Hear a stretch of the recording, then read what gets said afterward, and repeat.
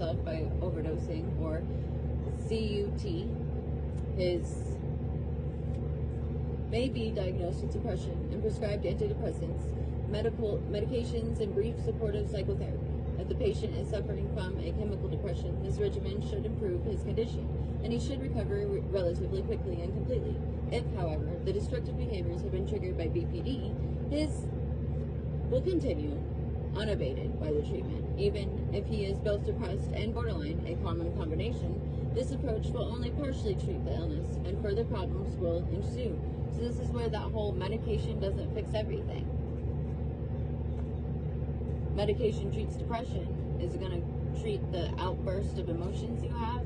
If you are cycling and having moods every day, ups and downs, that is BPD. That is not bipolar.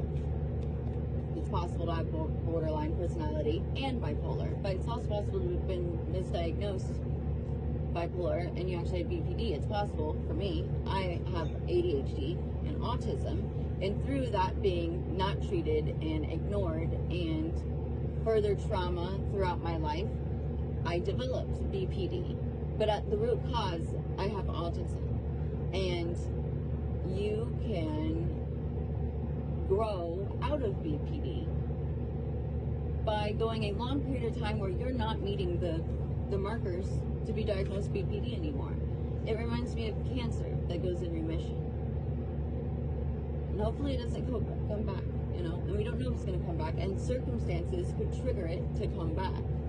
But right now, it's gone.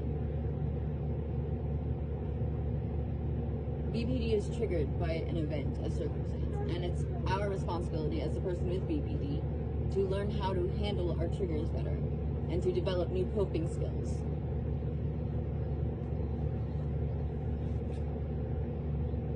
These drugs on page 198 are recommended for initial treatment of cognitive perceptual distortions in borderline patients, paranoia and dissociative symptoms, and feelings of unreality. Criteria 9 in the DSM-5, see chapter 2, are primary targets. In combination with SRIs, these medicines, usually in lower than common doses, relieve feelings of anger and aggressiveness, stabilize mood, and decrease anxiety, obsessional thinking, impulsivity, and interpersonal sensitivity.